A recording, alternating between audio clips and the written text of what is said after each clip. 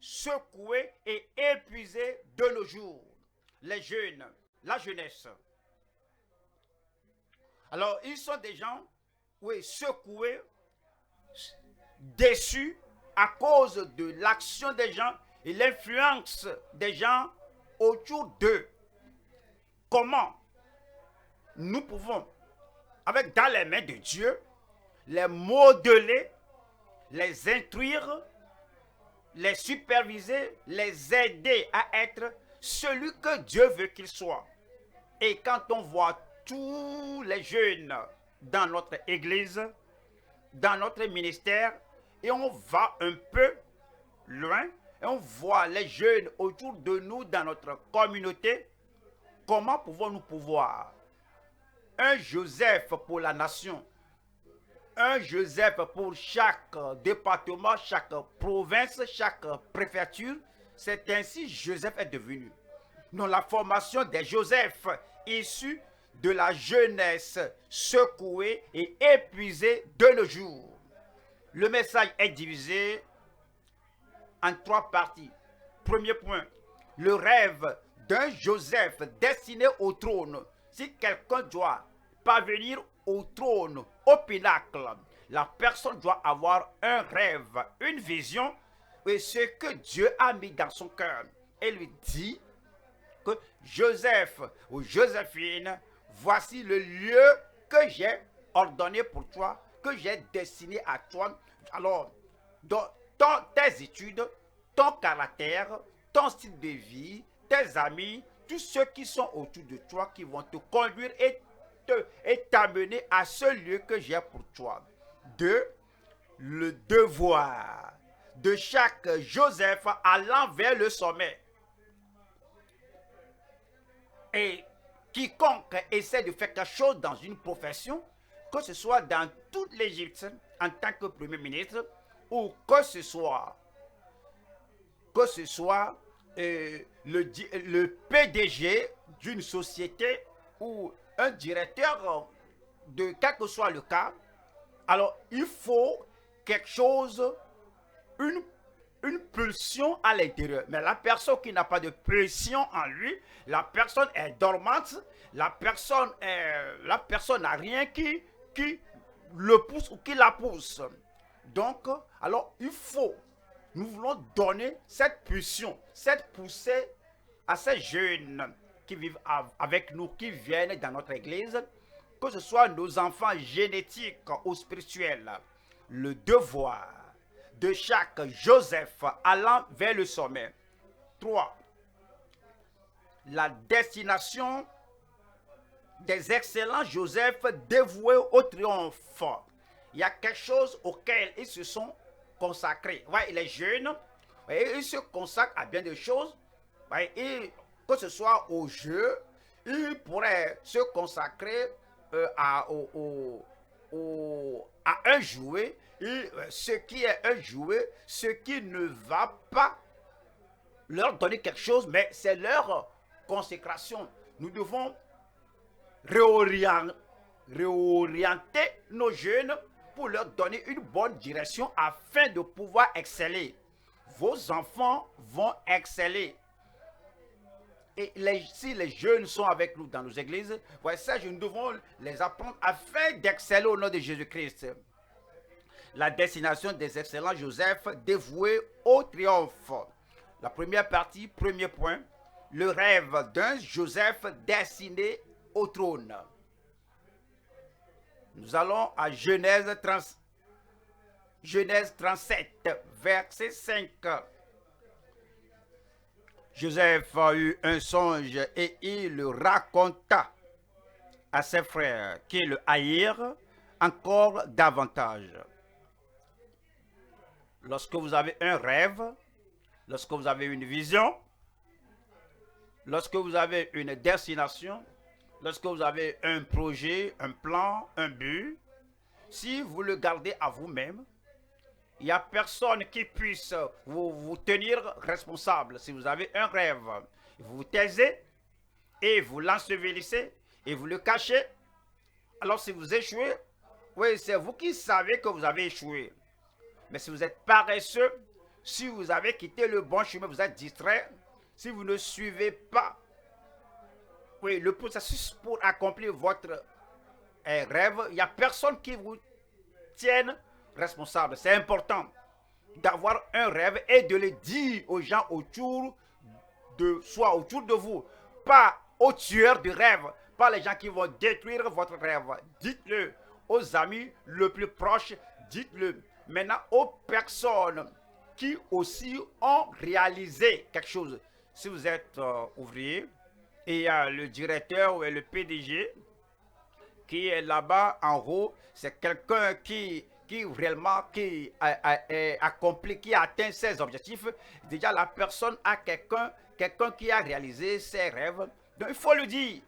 Alors ils vont te dire que si réellement tu es sérieux, que voici le processus, les étapes pour y parvenir. Joseph a dû raconter son rêve.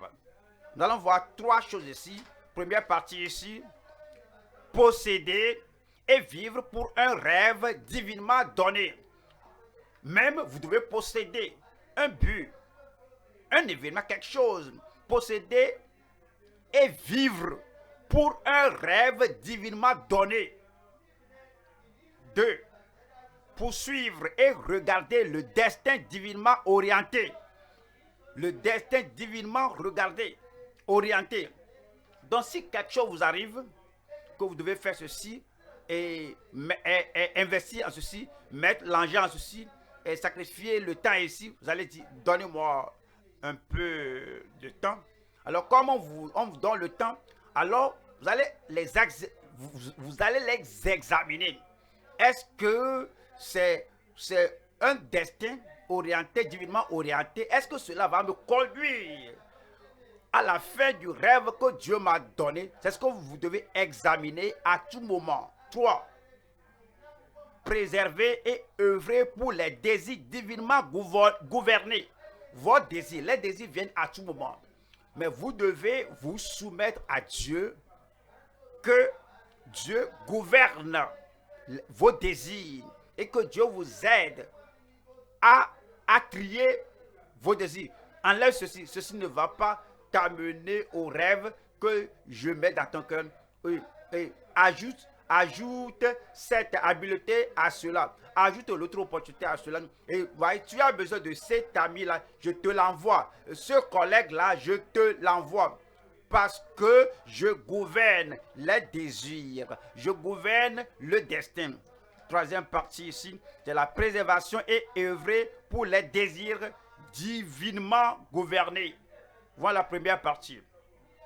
Nous allons voir posséder et vivre pour un rêve divinement donné. Déjà, nous connaissons l'histoire de Joseph. C'est Dieu qui lui a donné le rêve. Voyons Job 33, verset 14. Dieu parle cependant tantôt d'une manière, tantôt d'une autre, et l'on n'y prend point garde. Dieu a donné le premier songe à Joseph, et puis il a donné le deuxième, et il a parlé deux fois. Et Joseph l'a perçu. Et Jacob l'a perçu, le père, et les frères aussi l'ont perçu. Que Dieu a donné le rêve. Mais rappelez-vous, Pharaon avait un songe, il avait le deuxième songe, mais il ne l'a pas perçu, il n'a pas compris. Mais nous devons comprendre, nous devons posséder, nous devons percevoir, comprendre le rêve que Dieu nous donne. C'est ainsi qu'on vit pour le rêve là. Rappelez-vous Nebuchadnezzar. Il avait un rêve, il avait un autre rêve, mais il n'a pas compris, il n'a pas perçu le tout. Il a appelé les astrologues.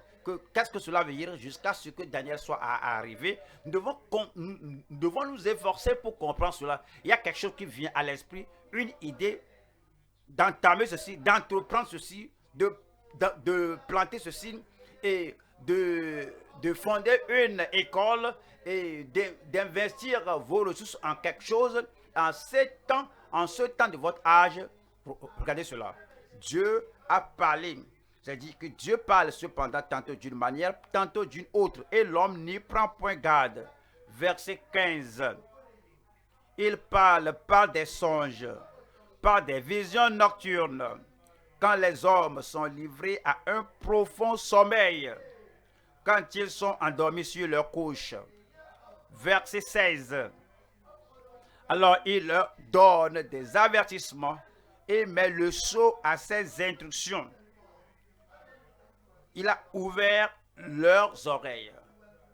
Alors, vous traversez toute cette vie, mais où êtes-vous maintenant? Est-ce que vous connaissez le but pour lequel je t'ai créé, l'objectif pour lequel je t'ai amené dans le royaume en un pareil moment? Alors, toutes les œuvres sont connues à Dieu depuis le commencement du monde. Le Père Céleste a vu la condition de l'Égypte avant que cela ne se produise. Le Père Céleste a vu la nécessité d'un premier ministre, d'un dirigeant, avant que Joseph ne connût quelque chose de l'Égypte. Examinez votre vie. Pour quelle chose Dieu vous prépare-t-il? Regardez nos enfants, nos jeunes. Alors, pour quelle chose Dieu les prépare-t-il? Comme nos Joseph, nos jeunes. Alors, ils se mélangent avec les autres. On fait le mal. On vient rapporter aux parents. Et puis, on le pousse que ne faut pas jouer avec nous. On regarde tous nos Joseph comme des gens ordinaires. Ouais, on les tire, on les pousse. Mais chaque Joseph est important devant le Seigneur. Chaque garçon, chaque fille, j'ai besoin de votre amen.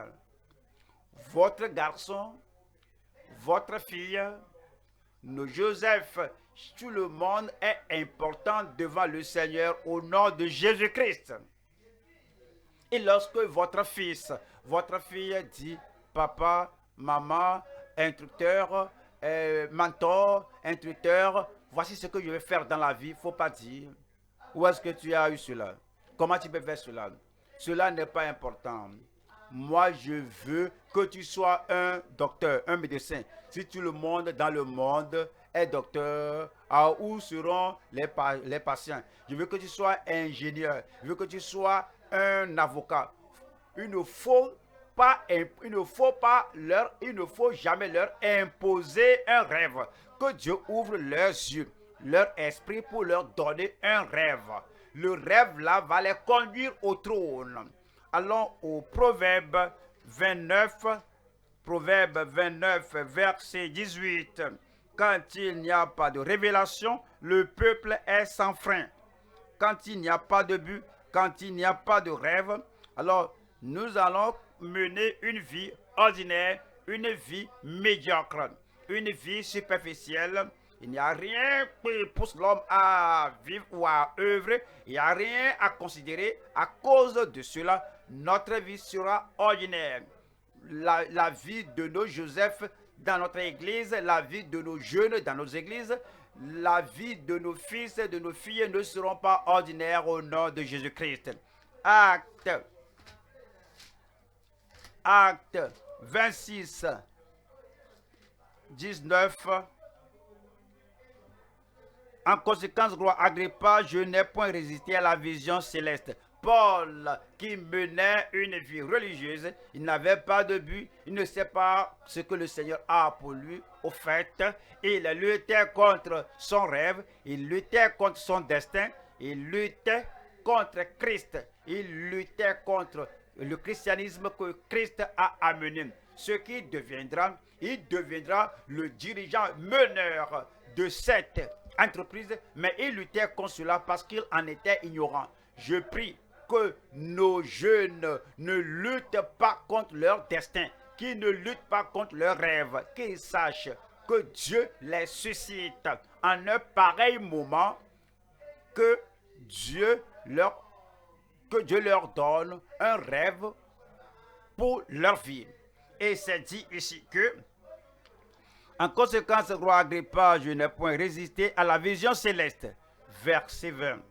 À ceux de Damas d'abord, puis à Jérusalem, dans toute la Judée, Et chez les païens, j'ai prêché la repentance et la conversion à Dieu avec la pratique d'œuvres dignes de la repentance. Nous possédons numéro 1 et nous vivons pour un rêve divinement donné. Deuxième partie ici, c'est poursuivre et regarder le destin divinement orienté. Poursuivre, c'est comme vous marchez sur la route. Il y a plusieurs routes qui mènent à des lieux. Vous ne pouvez pas dire que je vais emprunter cette voie, mais vous devez poser la question ou répondre à la question: où est-ce que je vais? C'est là où vous allez qui détermine le chemin à emprunter. Comme nous sommes tous ici ce soir, lorsque nous aurons fini, nous rentrerons là-bas, on ira ici, on ira là-bas. Et tous ces lieux que nous irons symbolisent notre destination dans la vie. Je ne peux pas dire que parce que tu es mon ami, parce que nous sommes en communion, alors j'emprunte ton chemin. Non, parce que nous sommes amis, mais notre destination est différente. Nous sommes frères et sœurs, mais nous avons un destin différent. Quel destin Dieu a-t-il réservé pour vous? Que tu parviennes à cette destination, et cela détermine le chemin, la voie à emprunter. Allez-vous étudier cette matière? Cela dépend de ta destination. Vas-tu te concentrer sur ce plan d'action? Cela sera déterminé par ton destin. Où est-ce que je vais? Le chemin. Où est-ce que je vais? Cela dépend de la poursuite du chemin. Tu te réveilles le matin et puis tu marches et tu te déplaces. Tu perds ceci, tu perds cela, tu te disciplines. Mais je pose la question, frères et sœurs, oui, le chemin là que tu empruntes là, oui, oui, alors la grande partie exige la discipline. Quelle est ton intention? Où vas-tu? Alors, il faut le destin divinement orienté qui déterminera ta poursuite. Voyons Psaume 27, verset 4. Je demande à l'Éternel une chose que je désire ardemment. Je demande à l'Éternel une chose que je désire ardemment. Je suis sûr que vous connaissez les gens qui vont entreprendre ce projet. 6 mois après, ils ne s'y intéressent plus. Ils vont entreprendre un autre projet. Après 3 mois, ils délaissent cela aussi. Et puis je dis, mon ami, mon frère et soeur, ma soeur, qu'est-ce qui ne va pas? Et que je perds l'intérêt. Et lorsque je raconte des obstacles, alors je cède. Et lorsque cela paraît que je ne vois pas des gens qui m'encouragent et pour me supporter, donc j'abandonne tout. Vous savez, c'est parce que tu n'as pas pensé à un destin divinement orienté. Il faut comprendre, sur la voie de chaque Joseph, il y aura des oppositions, des persécutions, des adversités. Il y aura des choses que tu n'as pas conçues, que ces choses vont se produire. Et tu vas rencontrer des gens étrangers, même des membres de famille, Ruben, Judas, Simeon, Lévi, Issachar, certains d'entre eux, en complot, en conspiration contre toi, te donnera des choses étrangères. Mais ce qui garde l'homme, ce qui garde nos garçons, nos filles focalisés, c'est parce qu'il y a un destin divinement orienté. Je sais que ceci est dur. Je sais que si tu ne peux pas supporter la chaleur de la cuisine, tu ne peux jamais préparer un bon menu. Tu peux connaître les ingrédients, tu peux avoir les bonnes choses à la cuisine pour préparer. Tu pourrais avoir quelque chose de grand et tu vas même préparer pour nourrir le président et les hauts cadres, mais tu dois supporter la chaleur de la cuisine. Donc, avant que Joseph ne sache qu'il est, avant que Joseph ne sache qu'il est un destin divinement orienté, et aussi vous devez savoir que vous avez un destin divinement ordonné, orienté. Vous ne devez pas permettre à la difficulté d'un jour, au malentendu d'un jour, à une fausse représentation d'un jour, ou votre intention, ou à la haine des gens, de vous secouer. Vous devez continuer d'avancer. Je parle à quelqu'un là-bas. Vous y arriverez parce que le voyage de 1000 kilomètres commence par par un pas. Le voyage de 1000 kilomètres, regardez très loin, mais cela commence par un seul pas. Dès que vous savez que Dieu vous oriente, Dieu vous guide, c'est lui qui a donné le rêve et ma voix est bien dirigée à la bonne direction. Vous y arriverez au nom de Jésus-Christ. Je demande à l'Éternel une chose que je désire ardemment. Que cela soit votre principe. Si je dois être votre coach personnel, oubliez pasteur, enseignant, quoi que ce soit, alors utilisons un autre mot, le mot coach, un formateur. Je dis, mais quel est tes objectifs? Quelle est ta vision? Quel est le sommet que tu vises? Qu'est-ce que tu veux que les gens dans le monde te connaissent pour et qu'ils écrivent sur ton épitaphe après ta mort, ou bien lorsque l'enlèvement aura lieu et que les anges te reçoivent, c'est meilleur. Les anges vous recevront. Alors, qu'est-ce que tu veux que les gens disent de vous? C'est ça, c'est votre destin. Et si je dois vous former, je dis, il ne faut pas les regarder, Ruben, ne les regarde pas, Ruben, Judas, il ne faut pas regarder Simeon, regarde-moi ici, ton coach. Quel que soit ce qu'ils disent, il pourrait ne pas t'acclamer maintenant, et il pourrait te tourner en dérision, il pourrait même te minimiser. Qui es-tu au fait? Je dis, ne les regarde pas, que je te forme. Oui, fais ces pas, va de cette manière et poursuis ce destin. Gloire à Dieu. Vous y arriverez. Philippiens, au chapitre 3, verset 12. Philippiens 3, 12. Ce n'est pas que j'ai déjà remporté le prix. Revenez à Joseph. Joseph, tu aimes ton père? Oui, je l'aime. Oui, tu aimes être à la maison avec ton papa? Oui, c'est ça. Et tu aimes le confort de la maison? C'est ça. Joseph, aussi longtemps que tu demeures dans cette zone de confort, le confort de la famille, le confort des soins, le confort de l'affection, le confort d'une tunique bigarrée que tu portais, tu ne vas jamais aller là où tu dois aller. Vous voyez la voie au lieu auquel on est destiné, ce n'est pas un lieu, un endroit habituel, ce n'est pas un lieu confortable. Mais lorsqu'on sort de la zone de confort, nous avons quelques secousses et quelques vents qui soufflent. Alors cela vous rapproche de votre destin au nom de Jésus-Christ. Et ce n'est pas que j'ai déjà remporté le prix ou que j'ai déjà atteint la perfection, mais je cours pour tâcher de le saisir. Un nouveau jour-point, oui, et je cours pour tâcher un nouveau défi, je cours une nouvelle opportunité, je cours. Je ne dis pas que moi je n'ai jamais fait cela.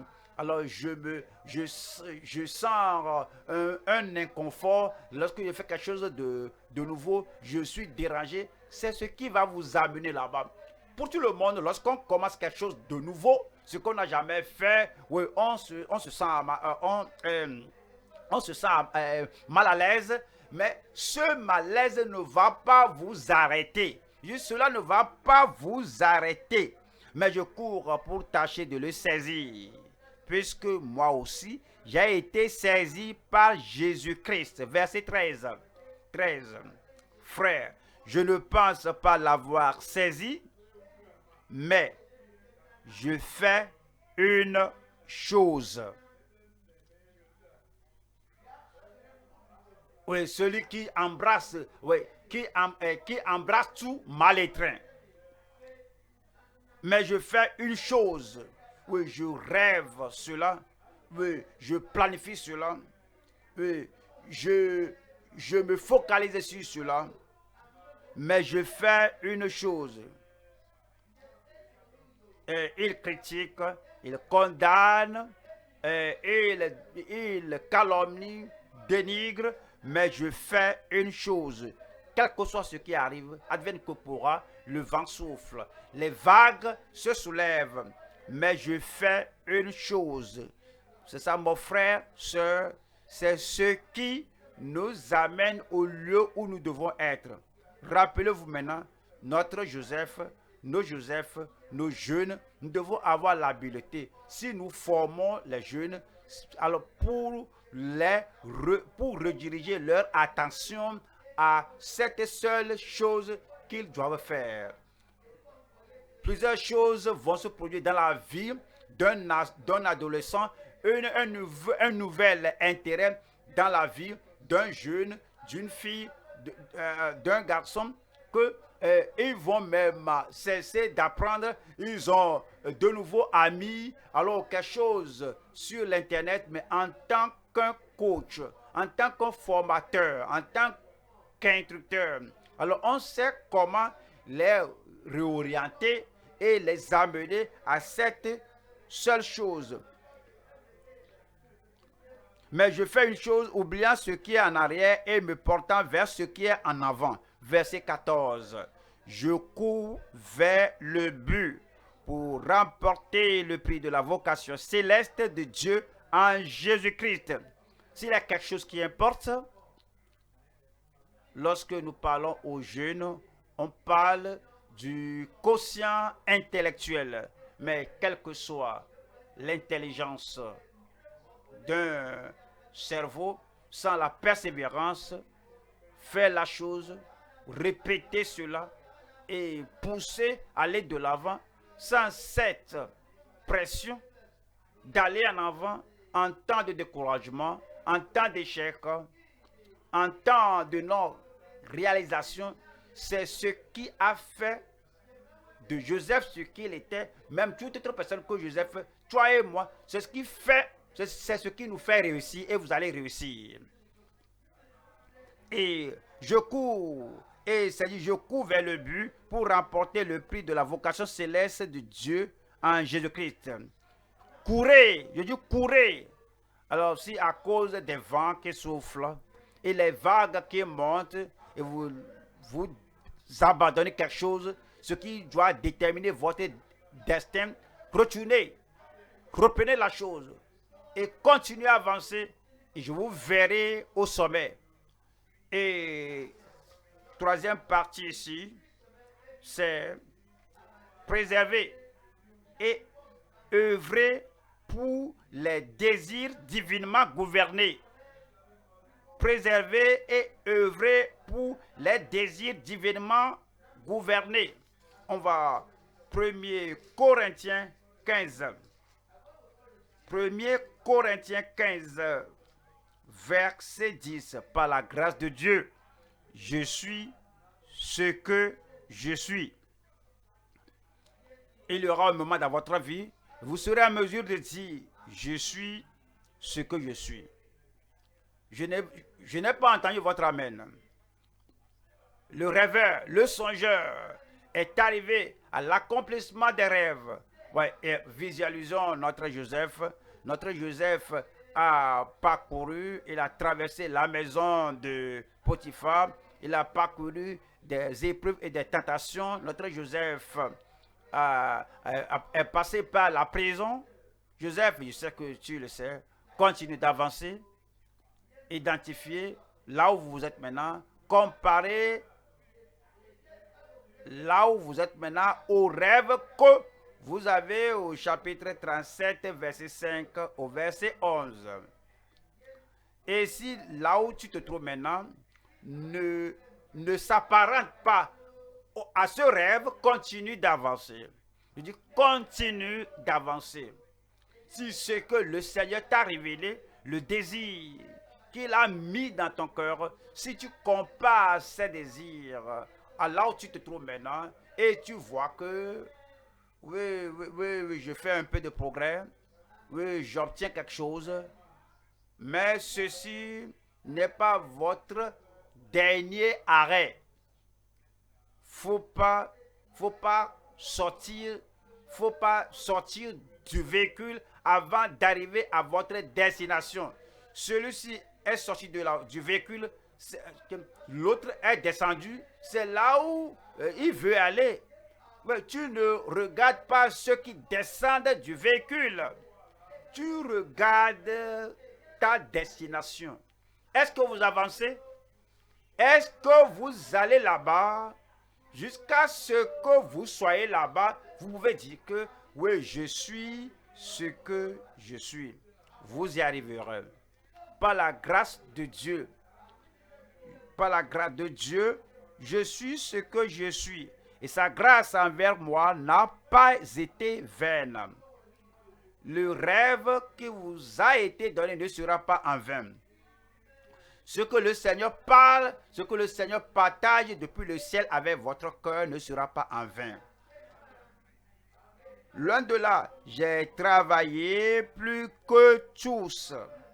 Paul, pourquoi n'as-tu pas considéré les autres personnes aussi et voir que c'est ainsi qu'ils ont œuvré et modéré ta façon d'œuvrer?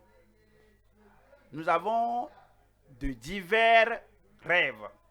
Nous avons de diverses destinations. Nous avons de diverses visions. Nous avons de divers appels. Il y a l'apôtre. Il y a l'apôtre aussi. Il y a des apôtres. Il y a voici leurs limites. Et dès qu'ils ont ces milliers de foule à Jérusalem, c'est leur vision. Il y a un autre apôtre. Lui là, il n'est pas pour Jérusalem. Lui là, il n'est pas pour Israël. Lui là, il n'est pas pour le roi. Lui là, il n'est pas pour les païens. Il est même pour Rome, la capitale. Et il va aller vers les gens qui sont les décideurs de par le monde entier. Cela fait de l'homme là de continuer d'avancer. Et si vous savez ce à quoi Dieu vous a appelé et vous connaissez le pourquoi Dieu a appelé votre famille, vous allez avancer. Ce soir, il n'y a plus de découragement, il n'y a plus de diversion, il n'y a plus de lassitude au nom de Jésus-Christ. J'ai travaillé plus que tous, non pas moi toutefois, mais la grâce de Dieu qui est avec moi. Allons au deuxième point maintenant. Deuxième point, le devoir de chaque Joseph allant vers le sommet. On va à Genèse 39, verset 2.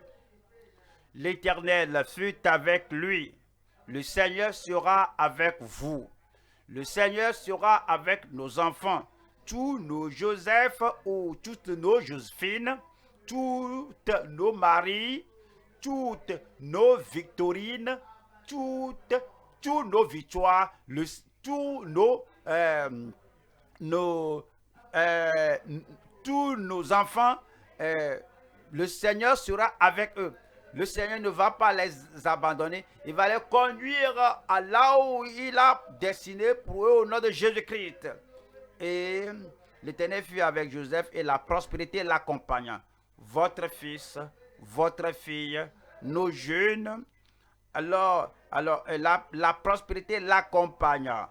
Il habitait dans la maison de son maître, l'Égyptien. Pensez-y. Il fut serviteur dans la maison de son maître, l'Égyptien. Bientôt, il va quitter cette position de serviteur de la maison de son maître, l'Égyptien, et deviendra non le serviteur, non un serviteur, mais le dirigeant, le PDG, le premier ministre de toute la nation de l'Égypte. Faut pas mépriser les jours de faible commencement. Faut commencer là-bas. Serviteur, faut commencer là-bas. Esclave, faut commencer par là. Un travail, un ouvrier subalterne, continuez par là. Tu es un maître à l'école primaire, il faut continuer par là. Tu es un infirmier, il faut commencer par là. Peut-être un contremaître, il faut commencer par là. C'est là le commencement, ce n'est pas la fin. J'ai besoin d'un amen. Maintenant, nous allons voir le devoir de chaque Joseph allant vers le sommet. Nous allons voir 3 points ici. Le principe et le modèle de la prospérité de Joseph. 2.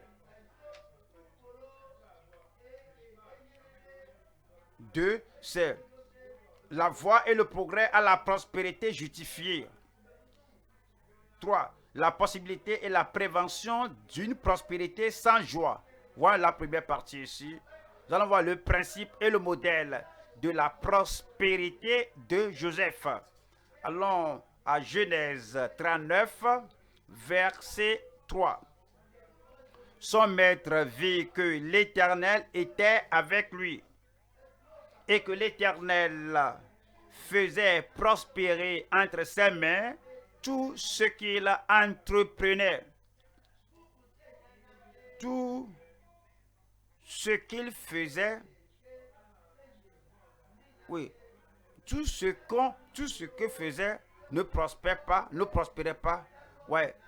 On ne peut pas prospérer dans ce qu'on dit, mais on peut prospérer dans ce qu'on fait. Si je dis que cela c'est au-delà, ou bien cela c'est au-dessous de ma dignité, on ne va pas prospérer. Si on s'absente, si chaque fois on a peur d'aller au service, d'aller au travail, d'aller au boulot, si on a toujours peur de rencontrer les gens au travail, au boulot, si chaque fois on a peur de rencontrer des personnalités qui nous dirigent, et que sont des gens, les gens sont, eux là, ils sont des gens qui crient, moi je suis simple, ils sont expérimentés, je suis non expérimenté, ils sont des gens extrovertis, je suis introverti, alors que eux là ils s'exposent, moi je me cache, je ne veux pas prendre des risques. Vous n'allez pas prospérer dans ce que vous ne faites pas. C'est ce que vous faites qui vous donnera la prospérité. Donc, comme vous vous réveillez le matin, qu'est-ce que je vais faire aujourd'hui? Parce que Dieu peut seulement multiplier la semence que j'ai faite. Alors, le lieu, je dois aller ici. Ce que je fais, je dois faire cela. Et les leçons que je dispense en tant que maître, je dois faire cela. Alors, et comme je monte, vous devez faire cela.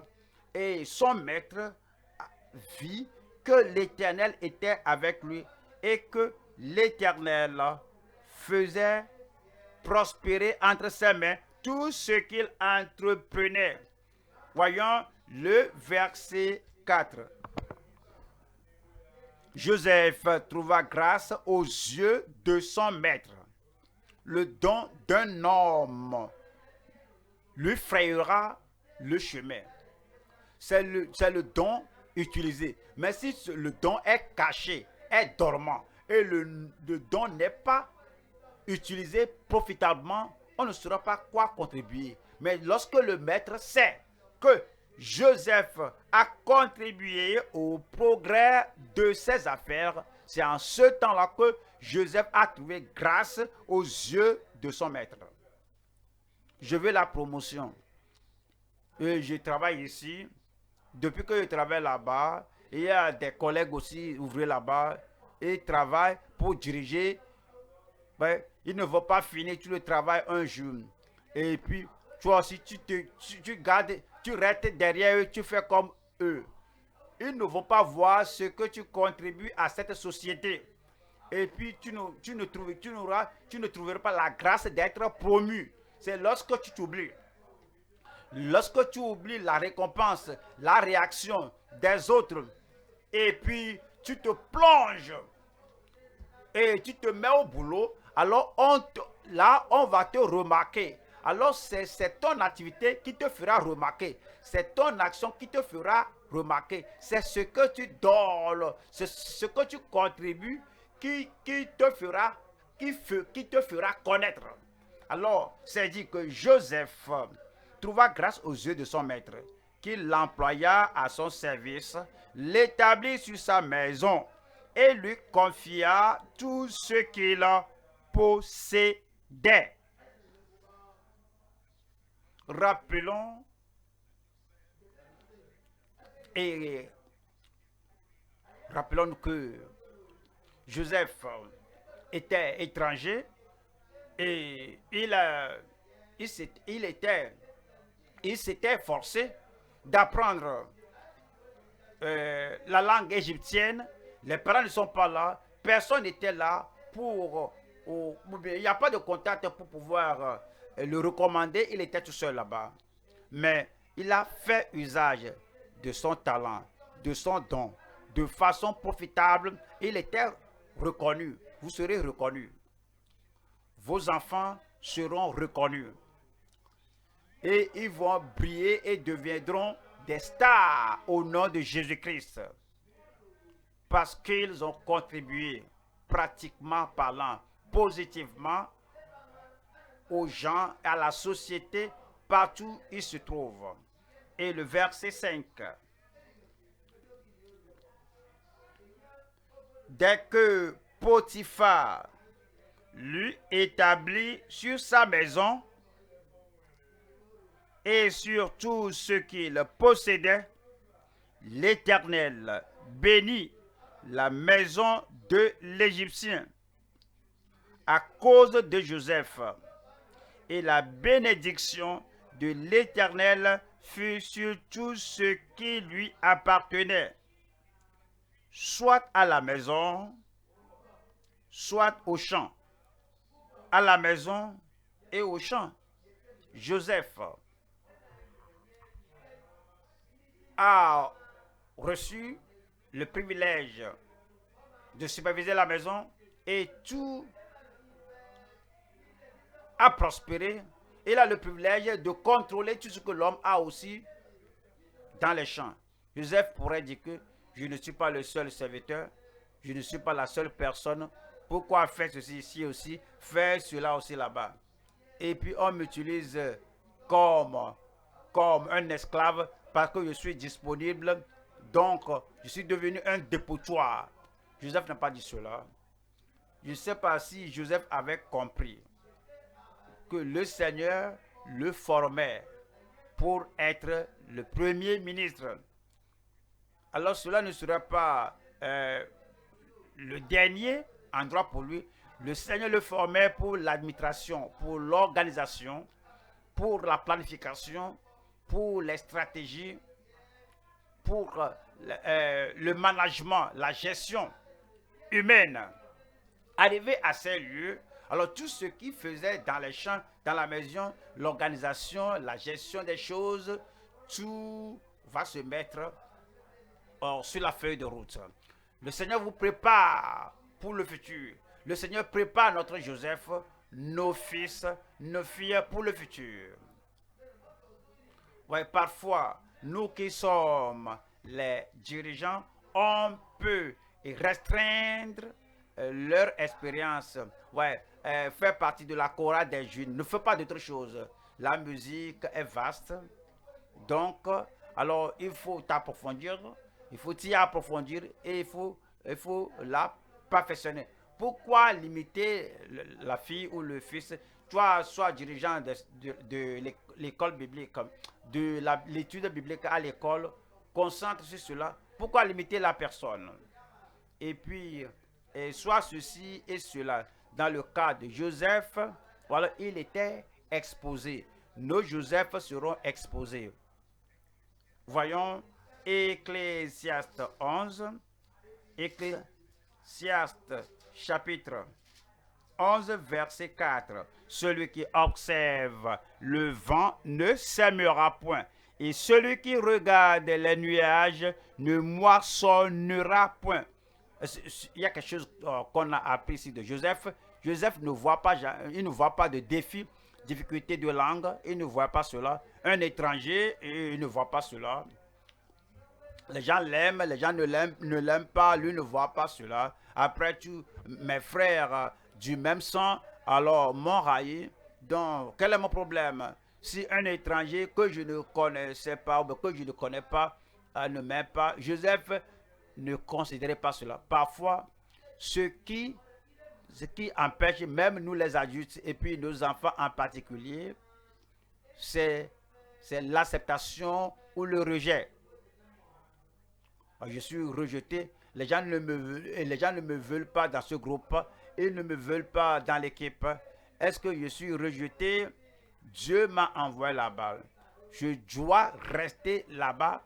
Alors, je dois continuer de labourer, je dois continuer de semer. Je ne vais pas regarder les nuages, je ne vais pas regarder le climat et vous allez réussir. Et demandez-vous la question, êtes-vous une personne qui se retire facilement? Et que je suis très sensible. Et que, voici là où tu travailles, même à l'église. Et puis tu regardes les gens, tu les examines. Est-ce qu'ils m'acceptent? Est-ce qu'ils me rejettent? Est-ce qu'ils disent que je suis le frère connaisseur? Mais est-ce qu'ils disent que voici la sœur connaisseuse? Est-ce qu'ils me donnent une réception très froide? Il est très froide. Oui, il est encore venu. Tu veux embrasser? D'accord, les mains en haut. Monsieur connaît tout. Alors prends tout. Et puis tu dis non, non, je ne veux pas te prendre. Qu'est-ce que tu dis? Oui, tu veux monter. Tu vas monter au nom de Jésus-Christ. Que je ne veux pas prendre le devant. Pourquoi ne pas prendre le devant? Et je ne veux pas prouver. Pourquoi pas? Si tu as quelque chose, sors et rends-toi disponible. Et l'acceptation viendra après. Tu pourrais être rejeté maintenant, tu pourrais être minimisé maintenant, mais tu ne peux pas noyer un rêveur. Y a-t-il de réveil ici? Rien ne vous noyera au nom de Jésus-Christ. Et si tu observes le vent et les nuages, tu ne sèmeras pas. Mais vous allez continuer de semer. Moi, je vais continuer de semer. Voyons la deuxième partie ici. La voie et le progrès à la prospérité justifiée. Proverbe 24. Proverbe 24, 27. Soigne tes affaires au dehors. Mets ton champ en état. Puis, tu bâtiras ta maison. Et si nous allons faire quelque chose qui puisse attirer le succès, le progrès, la prospérité, ce doit être conçu en plan. Il y a beaucoup de personnes de nos jours qui vont le matin au boulot, arriver là-bas, c'est arrivé là-bas que vont voir quoi. Oui, qu'est-ce qu'il y a sur ma table? Qu'est-ce qu'il y a sur sa table? Et ils vont traiter le dossier et puis c'est ainsi, ils clôturent. Ils ne pensent pas maintenant que par rapport à ce que j'ai fait aujourd'hui, qu'est-ce que je dois faire demain? Y a-t-il un rapport, un lien entre hier et aujourd'hui entre aujourd'hui et demain, pour eux, il n'y a pas de connexion. Nous devons planifier. Avant d'aller au bureau, à la maison déjà, après avoir fait le recommand matinal, qu'est-ce que je dois faire aujourd'hui? Où est-ce que je me suis arrêté hier? Et qu'est-ce que je dois faire aujourd'hui qui doit me pousser à aller en avant pour réaliser, pour atteindre mon but, pour m'amener au destin. C'est ainsi qu'il faut travailler. Alors, c'est dit que soient tes affaires au dehors. Avant d'aller là où l'activité aura lieu, le bureau, le boulot, avant d'aller t'asseoir à la table, au bureau là-bas, alors sois tes affaires au dehors de ce lieu. Déjà, en allant, tu sais là où tu vas, tu sais ce que tu vas faire et tu sais ce que tu vas réaliser. Mets ton champ en état. Mets ton champ en état. Ouais, ce qu'on fait là. Oui, nous devons travailler. Oui, on fait tout pour le travail doit aller de pair avec. Mais le travail doit être convenable à notre personnalité. Mais si vous planifiez cela, si vous savez d'où vous êtes issu, connaissez votre issue, votre talent et votre habileté, votre formation, et si vous n'êtes pas convenable, si vous ne maîtrisez pas ce que vous faites à ce moment-là, mais vous devez vous demander qu'est-ce que je dois apprendre pour me faire convenir à cette position. Qu'est-ce que je dois avoir de plus? Qu'est-ce que je dois avoir de plus de ce que j'avais déjà pour que je sois approprié à cette tâche? Alors, mets ton champ en état et lorsque tu seras en état, lorsque tu seras au champ, alors puis tu bâtiras ta maison. Peux-tu bâtir la maison sans un plan de la maison, sans dessiner la maison, sans voir comment la maison doit être? Alors il faut voir la fin de cette maison étant bâtie avant même de poser la fondation. Alors c'est ce qui est dit ici. Cela s'applique à tout ce qui se passe dans notre vie. Ce que vous devez faire. Alors il y a un bon projet et alors tu soignes tes affaires au dehors, mets ton champ en état, puis tu bâtiras ta maison. Ecclésiaste 9, verset 10. Ecclésiaste 9, 10.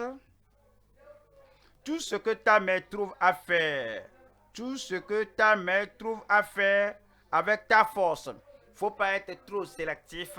Je ne peux pas faire cela, je ne peux pas faire cela. Cela exige trop de transpiration, cela exige trop de chaleur, cela, il y a des piquants qui vont me piquer, je ne vais pas le faire. Qu'est-ce que tu vas donc faire? Tout ce à quoi tu es appelé à faire, si tu vois que ceci est disponible pour toi à faire, il faut examiner. Tu vas voir qu'il y a des gens avant nous, des prédécesseurs qui ont fait cela. Et par cela, ils ont connu la prospérité. Quelle que soit la chose, nous tous, on ne peut pas être on ne peut pas faire le même boulot toute notre vie. Quelle que soit la chose. Tout ce que ta main trouve à faire avec ta force, fais-le. Et conjugue tous tes efforts, tout ton courage, toute ta détermination, ta diligence. Tout ce que ta main trouve à faire avec ta force, fais-le, car il n'y a ni œuvre, ni pensée, ni science, ni sagesse dans le séjour des morts où tu vas. Voilà la troisième partie ici, les possibilités, la possibilité et la prévention d'une prospérité sans joie. Quelle est la prospérité sans joie? C'est-à-dire une prospérité dont on ne jouit pas, un succès dont on ne jouit pas. Vous avez les choses matérielles, mais il y a un cœur angoissé, un cœur coupable, un cœur condamné. Vous avez fait tant de choses, vous avez le succès matériel, la prospérité, mais il n'y a pas la paix, le repos dans votre esprit, la joie. Genèse 39, verset 9. il n'est pas plus grand que moi dans cette maison, et il ne m'a rien interdit, excepté toi, parce que tu es sa femme. Comment ferais-je un aussi grand mal et pécherais-je contre Dieu? Que disait Joseph? Joseph disait, Dieu est la raison pour ma prospérité. Dieu est la source de ma prospérité. Dieu est le canal de ma prospérité. C'est ma communion avec Dieu qui l'a poussé à me bénir. À me bénir. Ce n'est pas mon intelligence, ce n'est pas ma force, ce n'est pas mon habileté. Ce à quoi tu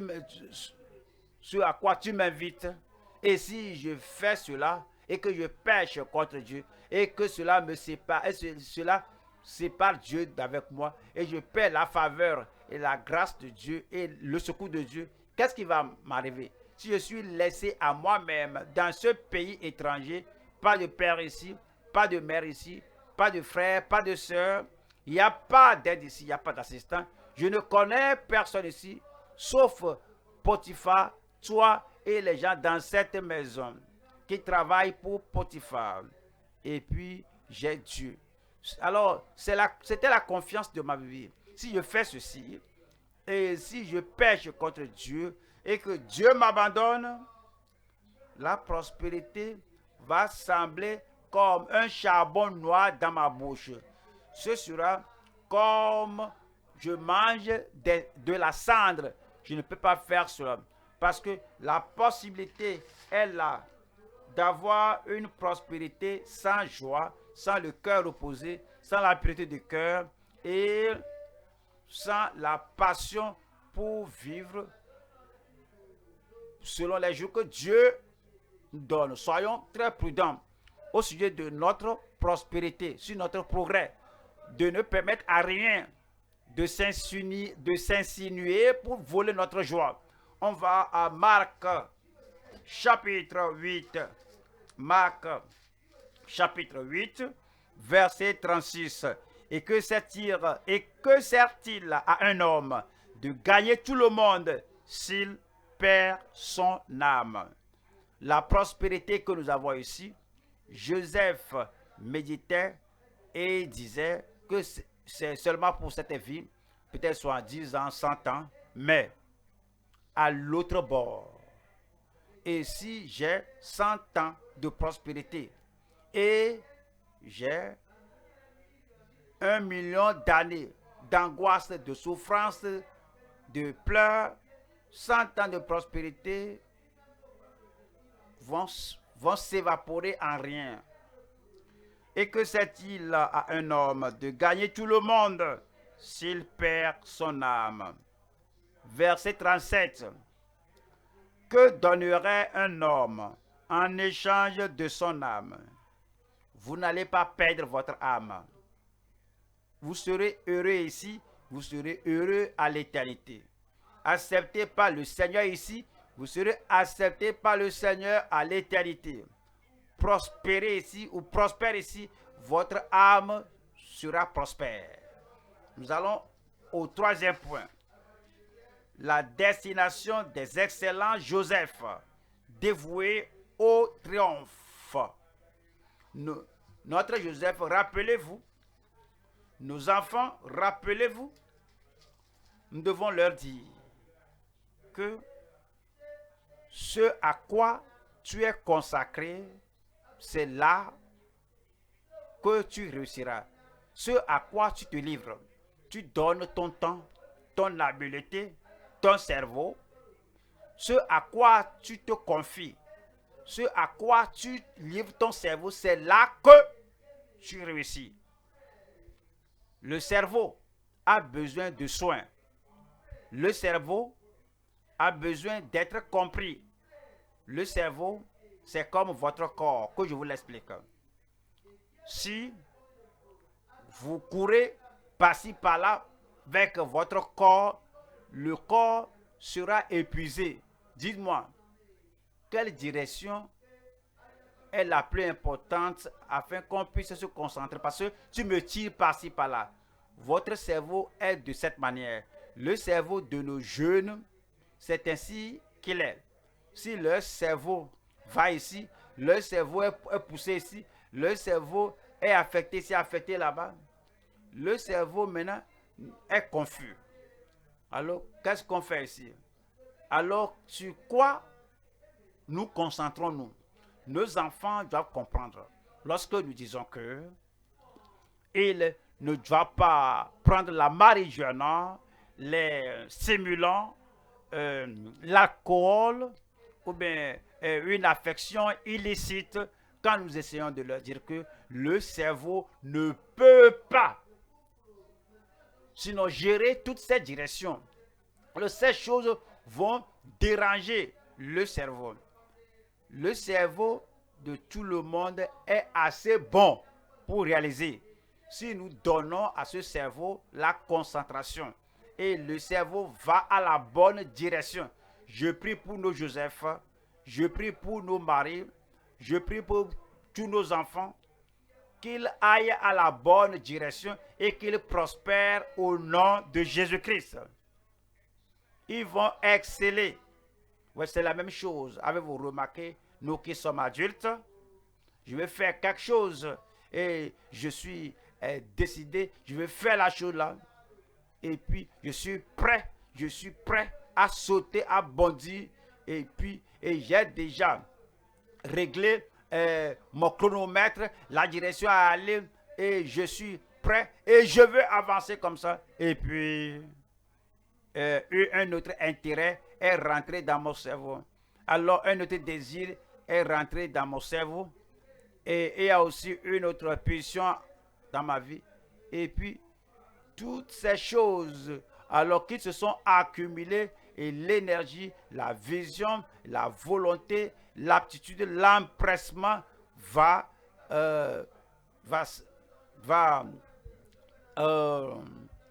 se décourager, et puis je suis confus, alors je dois me reprendre encore. Si cela arrive à nous adultes et les enfants, que nos enfants soient focalisés, et puis nos enfants vont gouverner ce pays.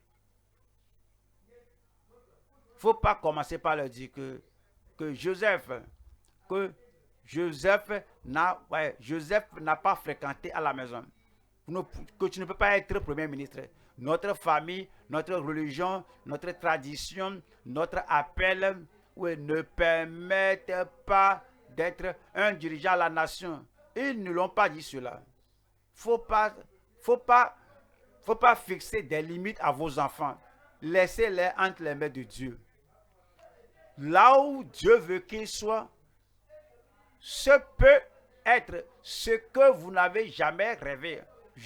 Jacob le père n'a jamais fait un rêve. Avec tous les rêves de Joseph, il n'a jamais pensé rêver que Joseph, son fils, que Joseph soit un maître de Pharaon et qu'il soit celui-là qui contrôle tout l'Égypte et celui qui gère la survie de l'Égypte et de tous les autres pays. Alors, ce à quoi vous n'avez jamais pensé, alors vos enfants iront là. Mais vous savez, si vous leur dites si nos dirigeants des jeunes leur disent qu'on ne peut pas faire cela, on ne peut pas faire cela, on ne peut pas aller ici, on ne peut pas faire cela. Oui, nous les coupons, nous les dépeçons, mais si on plante un arbre, et à tout moment, chaque semaine, lorsqu'on a eu réunion avec l'arbre là, alors on coupe les branches, et puis on coupe les racines. La semaine prochaine, alors vous coupez les branches, vous coupez les racines. Est-ce que l'arbre là peut croître? Laissez nos enfants croître à leur plein potentiel. Vos enfants, nos jeunes, ils vont croître à leur potentiel au nom de Jésus-Christ. Rapidement, voyons 3 sous-thèmes ici. Première partie ici, une vie de sainteté sans haine. 2, c'est son regard vers le très haut sans se cacher. 3. L'amour pour la serviabilité sans désespoir. Première partie. Une vie de sainteté sans haine. Genèse 37, verset 5. Joseph eut un songe et il le raconta à ses frères qui le haïrent encore davantage. Voyons le verset 13. Israël dit à Joseph, tes frères ne font-ils pas paître le troupeau à Sichem? Viens, je veux t'envoyer vers eux. Et il répondit, me voici, je suis ici, je suis disponible. Vous voyez, il n'avait pas de haine. Il savait qu'il a été haï, mais il ne concevait pas de haine. Il sera le dirigeant sur eux. Il les nourrirait, il les nourrira, il nourrit leur famille. C'est lui qui va garder leur vie. Dieu va vous promouvoir au-dessus des gens qui vous haïssent. Et leur vie dépendra de ce que vous avez à offrir. C'est pourquoi vous ne priez pas qu'ils meurent. C'est pourquoi vous ne les haïssez pas. Vous gardez, maintenez la sainteté sans haine. Deuxième partie ici maintenant. Son regard vers le très haut sans se cacher. Oui, il a les regards sur le très haut. Il disait, Dieu est mon créateur. Non seulement mon créateur, il est mon formateur. Il me formera, il me fera être ce que je dois être. Dieu est votre formateur. Il vous fera être ce que vous devez être. Vous y arriverez. Alors, vous serez encore vivant. Pour moi, je vivrai pour voir votre progrès. Et je le verrai au nom de Jésus-Christ. Voyons ceci. Nous allons voir Genèse 39, verset 7.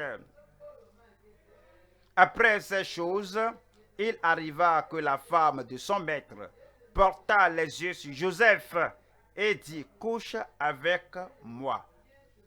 Verset 8. Il refusa. Pourquoi? Parce qu'il regardait au très haut, il regardait Dieu là-bas. Quelqu'un qui est au très haut peut voir les gens en bas ici. Il dit, Dieu est le très haut, il est en haut, il me regarde. Je sais que c'est lui qui contrôle la hauteur que je dois atteindre. Je ne vais pas être hypocrite, je ne vais rien faire, je ne vais pas prétendre que Dieu ne me voit pas. Dieu voit toutes choses. Dieu connaît tout.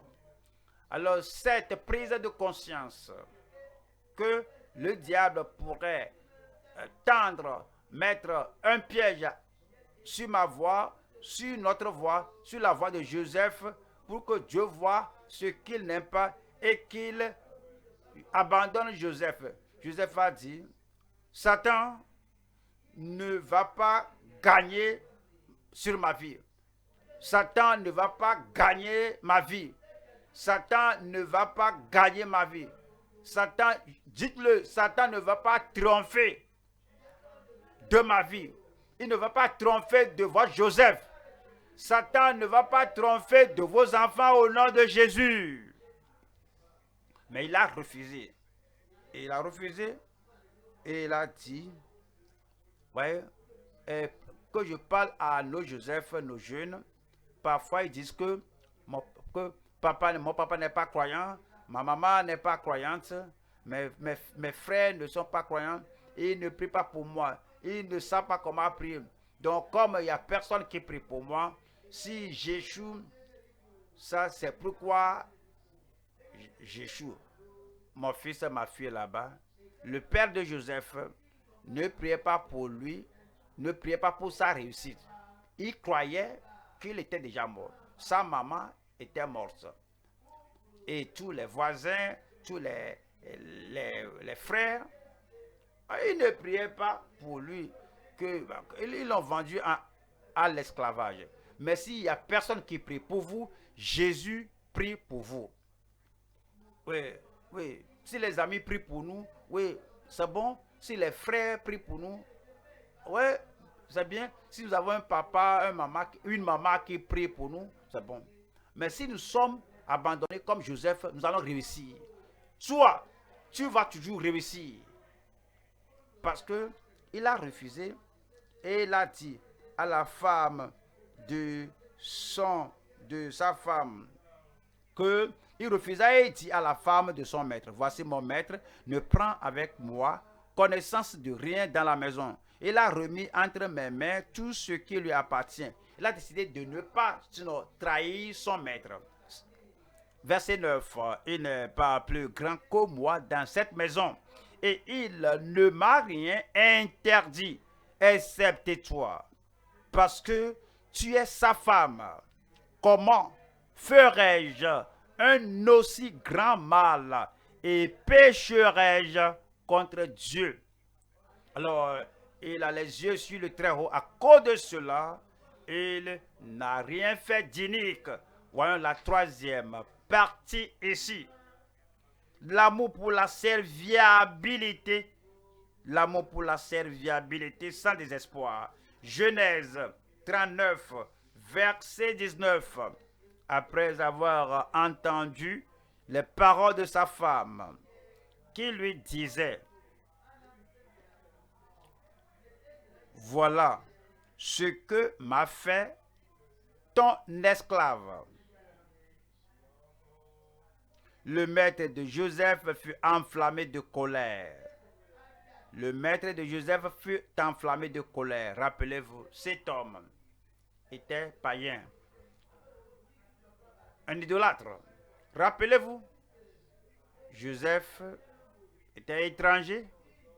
Rappelez-vous, lorsqu'il a acheté à prix d'argent comme esclave, il n'avait pas de contrat écrit que je vais bien la traiter, je vais bien le traiter, je vais bien prendre soin de lui.